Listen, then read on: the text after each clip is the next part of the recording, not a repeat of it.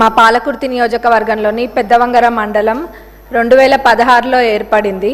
అది పేరుకి మండలం అయితే ఏర్పాటు చేసిండ్రు, కానీ అన్ని గవర్నమెంట్ ఆఫీసెస్ అన్నీ కూడా రెంటెడ్ బిల్డింగ్స్లోనే ఉన్నాయి. దీనికి ఒక దాతలు ముందుకొచ్చి స్థలం ఇవ్వడం కూడా జరిగింది. దాంట్లో ఎంఆర్ఓ ఆఫీస్ ఆల్రెడీ ప్రారంభించి 50% పనులు కూడా పూర్తయినాయి. మిగతా 50% పనులు ఏవైతే ఉన్నాయో దానికి 1 కోటి రూపాయలు అయితే ఆ బిల్డింగ్ సంపూర్ణంగా పూర్తవుతుంది.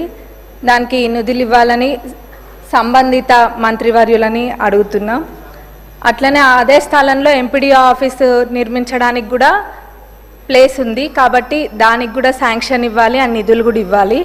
అక్కడ పోలీస్ స్టేషన్కి కూడా స్థలం లేదు.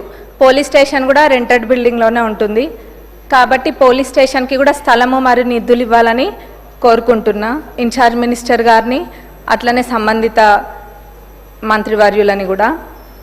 ఇంకా మా పాలకుర్తి నియోజకవర్గంలోని పాలకుర్తి మండల్లో బస్ స్టేషన్, ఆ బస్ స్టేషన్ అయితే ఎవరు పట్టించుకున్న నాదుడే లేడు ఇన్ని రోజులు.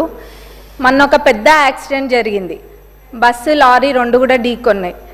అయితే అక్కడ ఒక పాలకుర్తి సెంటర్ అని ఉంటుంది, ఆ సెంటర్లోనే బస్ స్టాండ్ అనేది యూజ్ చేయకుండా ప్రయాణికులు అందరూ కూడా అక్కడనే బస్ ఎక్కుతారు. ఎప్పుడు కూడా ఆ బస్ స్టేషన్ అనేది యూజ్ చేయలేదు.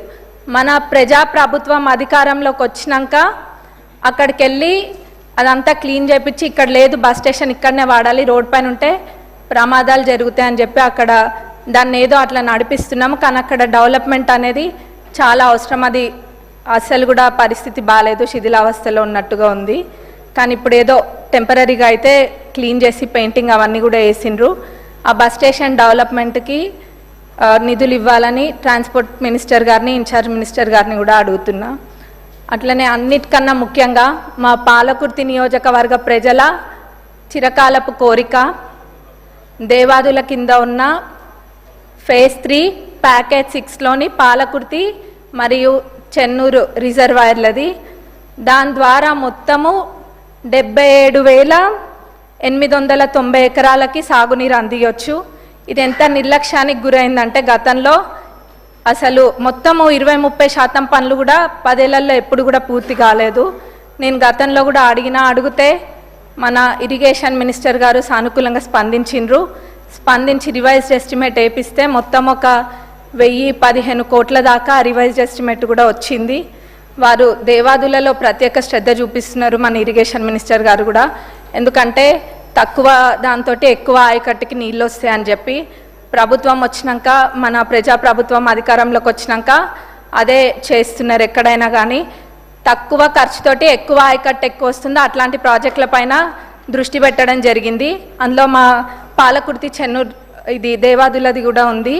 కాబట్టి దీనికి నిధులు కేటాయించాలని మన ఉప ముఖ్యమంత్రి వర్యులని, ముఖ్యమంత్రి గారిని, ఇన్ఛార్జ్ మినిస్టర్ గారిని, ఇరిగేషన్ మినిస్టర్ గారిని కూడా కోరుకుంటున్నాం. ఎందుకంటే ఇది మా ప్రజలు ఎప్పటి నుంచో కోరుకుంటున్నారు, ఎప్పుడు కూడా అది పడవబడే ఉంది. కాబట్టి ఇది చేయడం వల్ల చాలా మటుకు రైతులకి మేలు చేకూరుతుంది మా ప్రాంతంలో. అందులో ఎక్కువ శాతం అంటే 45,000 ఎకరాలు, ఆ 77,000 ఏదైతే ఉందో అందులో 45,000 ఎకరాలు మా నియోజకవర్గానికి సంబంధించే ఉంది, 45,000 ఎకరాలు.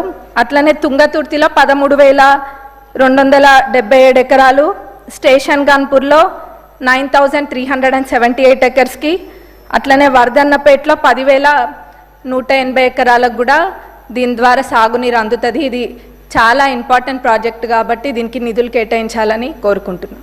ధన్యవాదాలు అధ్యక్ష. గౌరవ మంత్రి గారు. అధ్యక్ష, తమరి ద్వారా గౌరవ సభ్యురాలు సోదరిమని అడిగినట్లు ఏదైతే అన్కంప్లీటెడ్ ఉందో ఎంఆర్ఓ ఆఫీసు దాన్ని కంప్లీట్ చేస్తూ, అదే రకంగా MPDO office, police station, bus స్టాప్కి సంబంధించిన అంశాలు కూడా అడిగారు. తప్పకుండా వాటిని కూడా పరిశీలించడం జరుగుద్ది. ముఖ్యంగా ఇరిగేషన్కి సంబంధించిన దేవాదుల ప్రాజెక్టుకు సంబంధించిన అంశంలో ఈ పాలకుర్తి నియోజకవర్గం కానీ ఆ పరిసర ప్రాంతాల్లో ఉండే మిగతా నియోజకవర్గాలకి కృష్ణా గోదావరి పరివాహక ప్రాంతానికి సంబంధించిన నీటి సరిగా రాని కారణంగా ఇబ్బంది పడుతున్నమాట వాస్తవం. ఫేజ్ 3కి సంబంధించిన దాంట్లో రేపు ప్రతిష్టాత్మకంగా ఈ ప్రభుత్వం ఏర్పడిన తర్వాత గౌరవ ముఖ్యమంత్రి రేవంత్ రెడ్డి గారు కానివ్వండి, ఉప ముఖ్యమంత్రి గారు, అదే రకంగా ఇరిగేషన్ శాఖ మంత్రి వర్యులు కూడా ప్రత్యేక శ్రద్ధ తీసుకొని ఆ ఫేజ్ 3కి సంబంధించిన ఆ స్కీమ్ని కంప్లీట్ చేసి రేపు ప్రారంభించుకోబోతున్నామని ఈ సభ ద్వారా వరంగల్ ఉమ్మడి ఖమ్మం జిల్లా రైతాంగాన్ని అందరికీ కూడా తెలియజేస్తున్నాను అధ్యక్ష.